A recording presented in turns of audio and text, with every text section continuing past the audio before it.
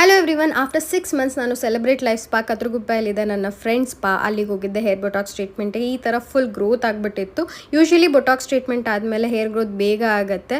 ಅವರು ಕ್ವಿಕ್ಕಾಗಿ ವಾಶ್ ಮಾಡಿಕೊಂಡು cream application start ಮಾಡಿದ್ರು. ಕ್ರೀಮ್ ಅಪ್ಲಿಕೇಶನ್ ಆದಮೇಲೆ 2 ಅವರ್ಸ್ ಅದು ಹಾಗೆ ಬಿಡ್ತಾರೆ. ಆ ಮಧ್ಯೆ ನಂಗೆ ಟೈಮ್ ಇರುತ್ತೆ ಅಂತ ನಾನು ಪೆಡಿಕ್ಯೂರ್ ಮೆನಿಕ್ಯೂರ್ ಸರ್ವಿಸ್ ತೊಗೊಂಡೆ. ಪೆಡಿಕ್ಯೂರ್ ತುಂಬಾ ನೆಸೆಸರಿ ಇತ್ತು. ಈ ನಡುವೆ ತುಂಬ ವಾಕ್ ಮಾಡೋದ್ರಿಂದ ನನಗೆ ಡೆಡ್ ಸ್ಕಿನ್ ಜಾಸ್ತಿ ಆಗಿತ್ತು.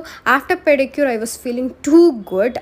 ಅದ್ರ ಮಧ್ಯೆ ನಮನ ಬಂದು ಬೋರ್ ಆಗ್ತಾ ಇದೆ, ಅಕ್ಕ ಮೆಹಂದಿ ಹಾಕ್ತೀನಿ ಅಂತಂದ್ಲು. ಅದೆಲ್ಲ ಹಾಕ್ಕೊಂಡು ಪ್ರೊಸೀಜರೆಲ್ಲ ಮುಗಿಸೋ ಅಷ್ಟರಲ್ಲೇ 8 ಅವರ್ಸ್ ಆಯಿತು. ಫುಲ್ ಡೇ ಅಲ್ಲೇ ಇದ್ದೆ ಅಂದ್ಕೊಳ್ಳಿ.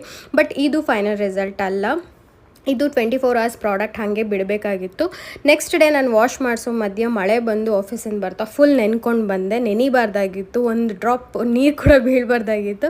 ಬಟ್ ನಂಗೆ ಆಪ್ಷನ್ ಇರಲಿಲ್ಲ.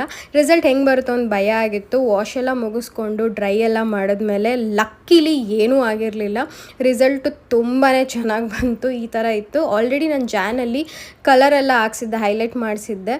ಸೊ ಅದು ಆ ಕಲರ್ಗೂ ಮತ್ತು ಇದು ಸ್ಮೂತ್ ಆಗಿದ್ದಕ್ಕೂ ಹೇರ್ ತುಂಬಾ ಹೆಲ್ತ್ ಸಕ್ಕದಾಗಿ ಕಾಣಿಸ್ತು.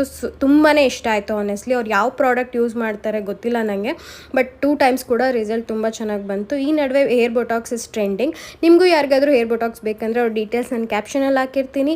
ನನ್ನ ಹೆಸರು ಹೇಳಿ, ಖಂಡಿತ ಡಿಸ್ಕೌಂಟ್ ಕೊಡ್ತಾರೆ. ಓಕೆ, ಬಾಯ್ ಬಾಯ್, ಸಿಯಾ.